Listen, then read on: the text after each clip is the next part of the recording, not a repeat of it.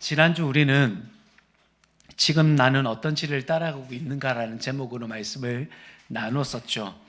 예수님을 가르침을 듣고 믿기로 결단했던 그 유대인들의 반응을 살펴보면서 과연 예수님의 그 가르침만으로도 정말 유대인들이 믿고 하나님께 변할 수 있었을까라는 질문도 함께 견주어 보았습니다.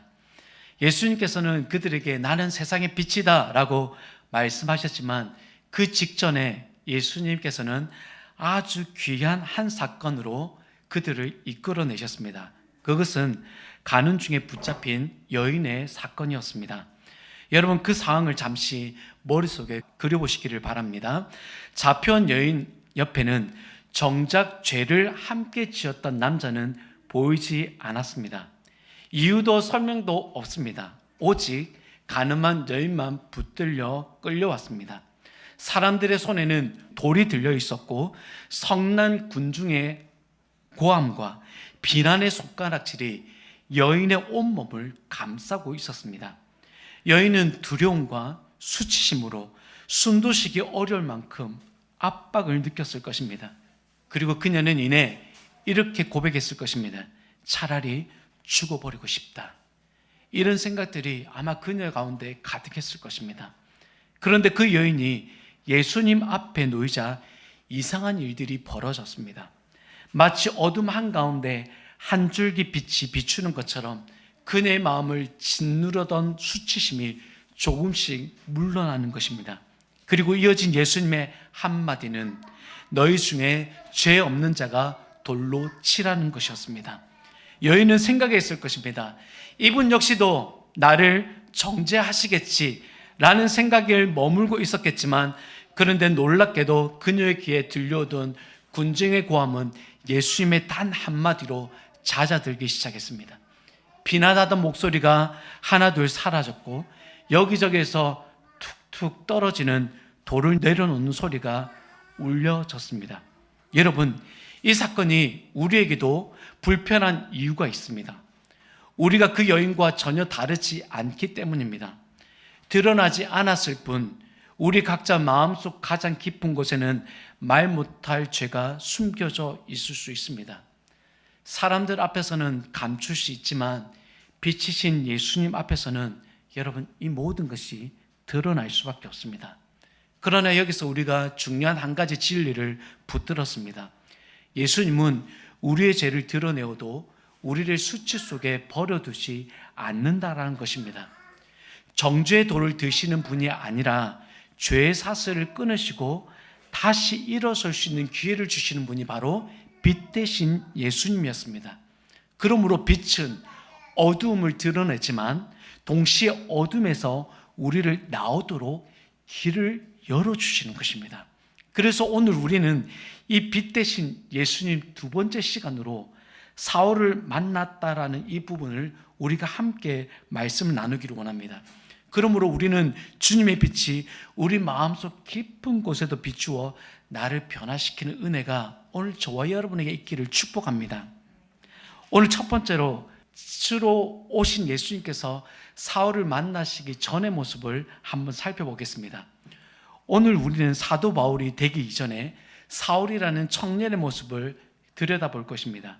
사울이 성경에서 처음 발을 디딘 첫 장면은 충격 그 자체였습니다. 그가 등장한 자리는 바로 스데반 집사의 순교 현장이었습니다.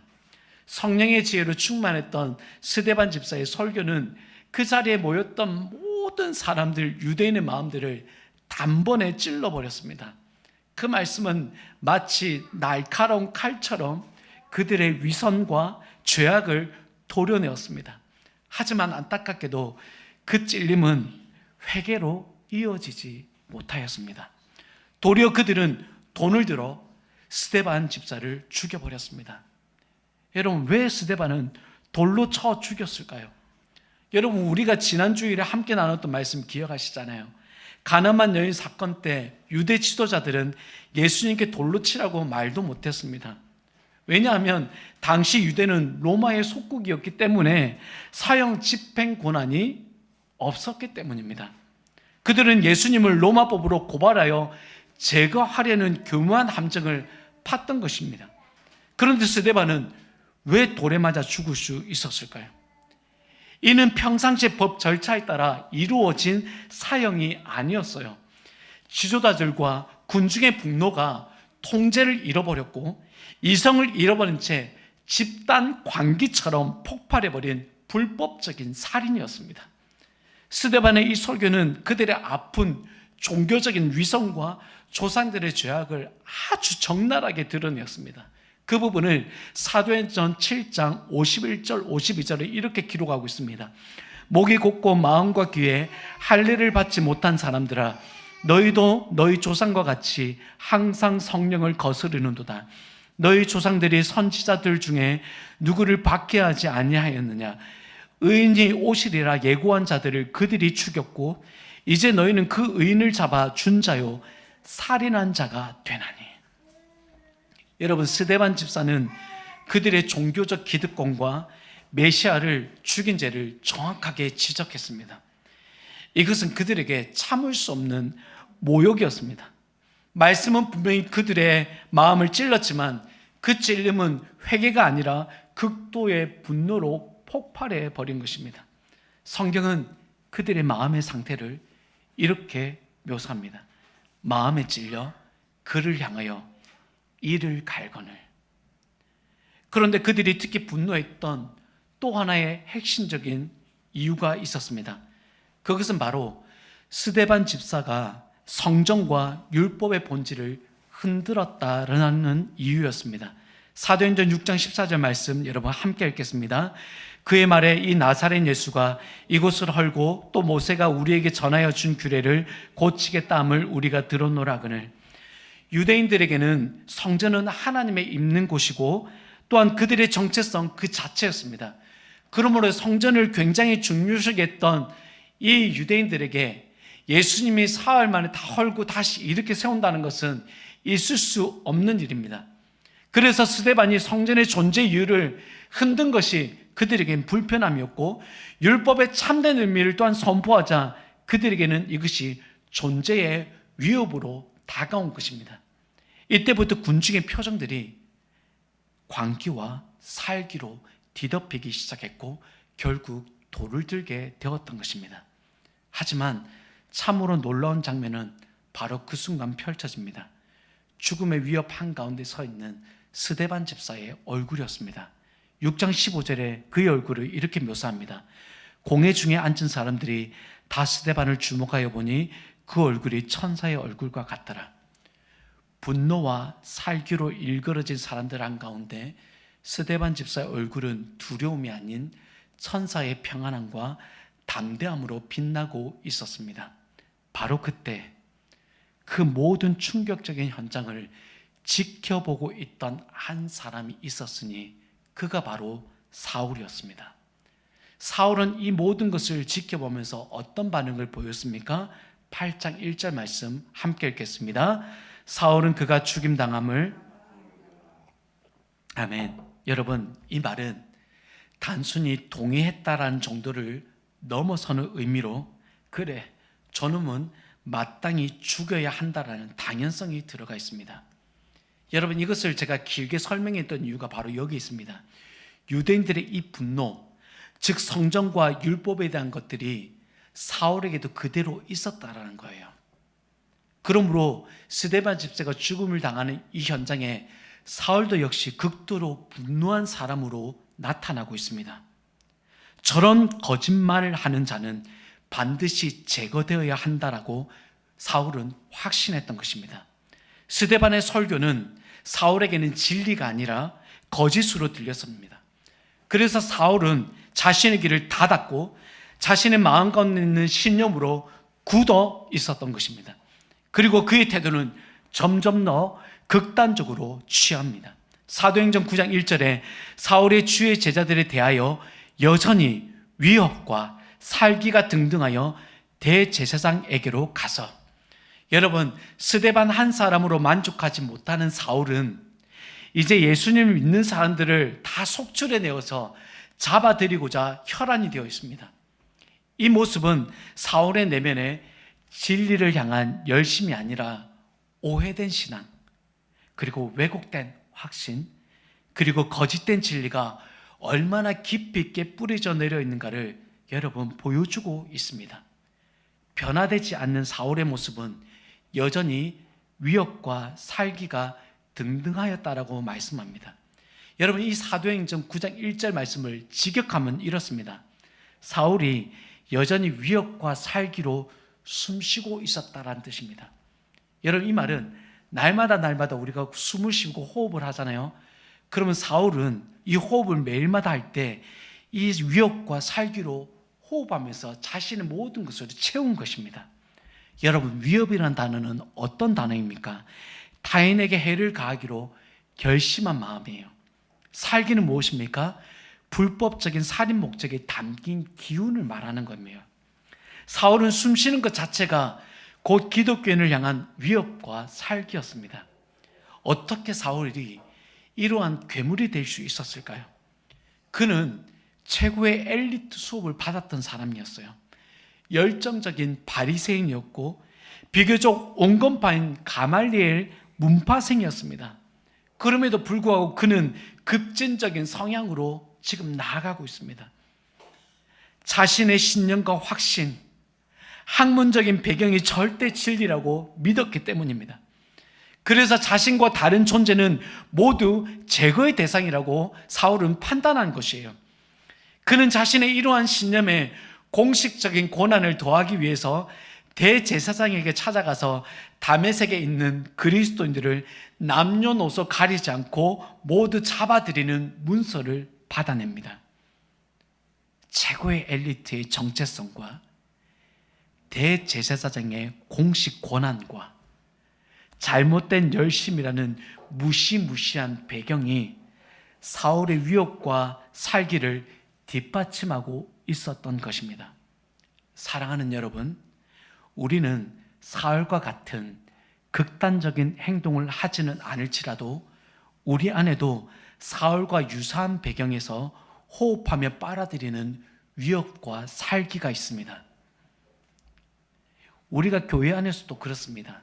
내가 이제까지 배워왔던 지식과 배경 안에서 나와 조금이라도 부딪히는 것이 있다면 내가 괴로워서 자꾸 상대를 공격하는 경우도 바로 이러한 예입니다.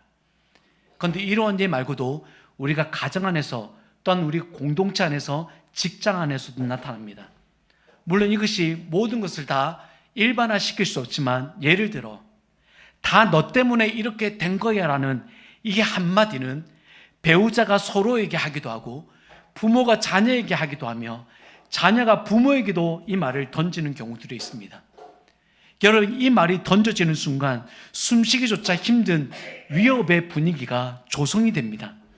이 말의 배경에는 여러분 무엇이 있습니까? 나 자신이 옳고 나 자신은 피해자라는 강력한 판단 기준이 자리 잡고 있기 때문입니다. 여러분, 이 사람들은 작게 무시당한 느낌만 들어도 감정이 폭발합니다. 또한 사소한 말 한마디에 마음을 굳게 닫아버립니다. 또한 상대의 말에 비정상적인 과민 반응을 보이는 모습들로 나타납니다. 여러분, 제가 이 말을 할 때마다 제 마음도 불편합니다. 왜냐하면 이전에 저의 모습도 이랬습니다. 저희 아내의 말이 마치 나를 무시당한 느낌만 드는 것처럼 자꾸 제가 폭발하는 경우도 있었고요. 사소한 말 한마디에 마음의 문을 닫아버렸습니다. 그리고 아내의 말에 비정상적으로 과민 반응을 보이던 것이 저의 모습이었습니다. 이런 위협과 살기가 등등한 저의 모습은 아내를 괴롭혔습니다. 숨을 쉴 수 없을 정도로 저는 그의 심통을 주었습니다. 제가 알지 못하게 아내는 고통스러워했습니다. 이것은 저의 모습뿐만이 아니라 혹여나 우리가 가정생활 안에서도 우리가 교회 안에서 나타날 수 있어요. 내 삶의 기준으로 자녀를 숨쉬지 못하게 만들고 배우자를 숨쉬지 못하게 만들어요. 이것이 위협과 살기가 된 거예요. 왜냐하면 내가 이제까지 배워왔던 배경이 그렇습니다. 우리는 사울의 모습을 타박할 수 없습니다. 왜냐하면 이 모든 것의 배경은 내가 살아온 삶의 배경과 내가 이제까지 배워왔던 학문과 또한 이제 내가 이제까지 경험해왔던 경험에서 이루어진 것이기 때문에 그래요. 이것이 내 삶에서 절대 기준으로 삼은 것이기에 우리의 힘으로 그 방향을 돌리기가 너무나 어려운 거예요. 여러분, 마음은 어떠합니까? 혹시 여러분 안에서도 이제까지 배워왔던 배움을 토대로 자신의 신념을 절대화하며 타인을 위협하는 사울의 모습이 숨쉬고 있지 않습니까? 여러분, 여전히 살기와 위협으로 가득 찬 이 사울의 발걸음과 나의 발걸음은 그 누구도 막을 수 없는 것처럼 보입니다. 예수님의 제자들은 그를 상상만 해도 떨었습니다. 살기와 위협이 있는 사람들을 바라볼 때마다 우리가 두렵고 떠는 것처럼 말이죠. 사울은 그런 위협과 살기로 제자들을 찾아내기 위해서 아무리 숨어봐라, 내가 다 찾아내어서 감옥에 가두어 넣겠다라는 기세로 사울은 다메섹으로 달려가고 있습니다. 그런데 바로 그 길 위에서 생각지도 못한 일이 일어납니다. 갑자기 하늘로부터 강한 빛이 사울을 둘러 비추는 것입니다. 여러분, 9장 3절 말씀 함께 읽겠습니다. 사울이 길을 가다가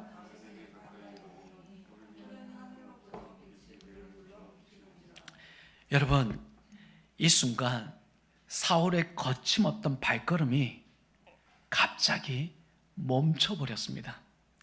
그가 지금까지 보아왔던 어떤 빛과도 비교할 수 없는 강렬한 빛이었습니다.